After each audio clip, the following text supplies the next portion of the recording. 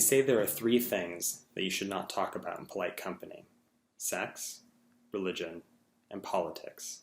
I was reminded of this rule of thumb a couple weeks ago. I was driving from the airport to the venue for my cousin's wedding when I told my partner, if someone brings up the presidential primaries, we stay out of it. It's not that I didn't want to hear what others had to say about this topic, it's just that I knew that we would probably disagree. And it can be difficult to have conversations regarding issues we care about with people we care about, particularly when the two come into conflict. How do we navigate that situation? Parashat Kedoshim begins with a command to be holy. Kedoshim tihiu ki kadosh ani Hashem Elohechem. You will be a holy people, for I, your God, am holy. The Parsha then lists a series of actions one can take to achieve this form of imitatio Dei, of being holy like our God. This is perhaps the best part of Torah. These are the mitzvot that make us proud to be Jewish. This is where we find the command to respect our father and mother, to leave the corners of our fields unharvested and the fallen fruit of our vineyards on the ground for the poor to eat, to speak truthfully, to not cheat or steal, to recompense our workers fair wages, to judge the cases of the poor and the cases of the rich under the same rubric of justice, and perhaps above all, to not harbor hatred in our heart, and to love our neighbor as we love ourselves.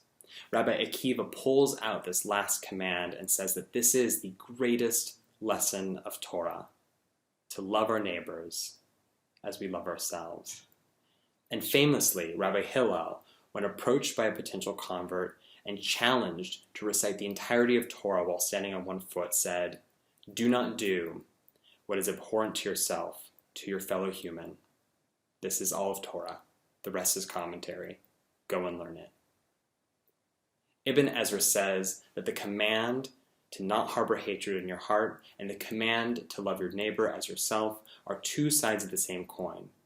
They are both injunctions of the heart.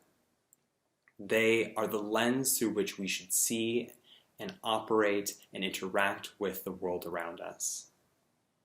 For in his mind, it is baseless hatred that led to the destruction of the temple and the scattering of the Jewish people. So how do we achieve this lens?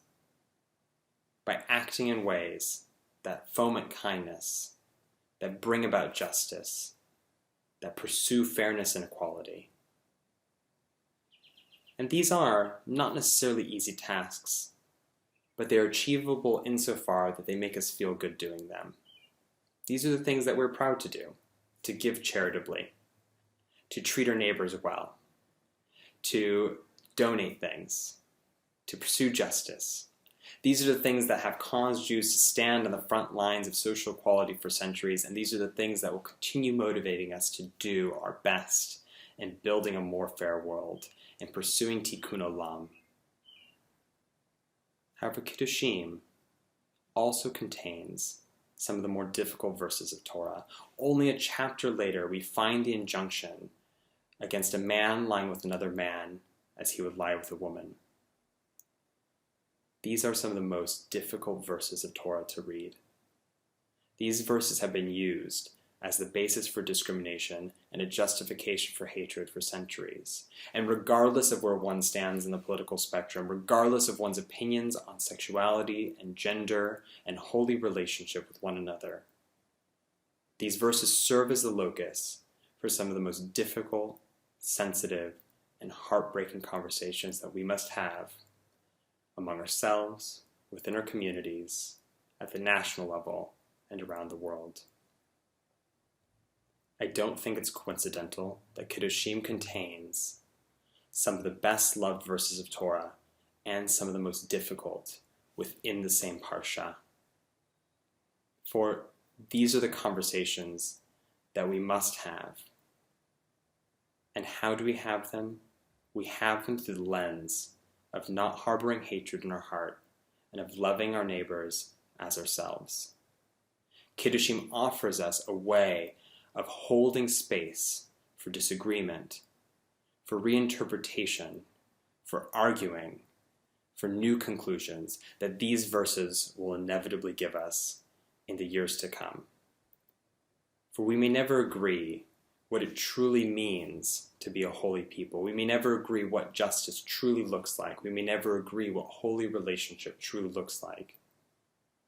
But we can agree, and the rabbis are unequivocal about, and God has commanded, that all of these conversations must occur within the framework of loving our neighbor as we love ourselves.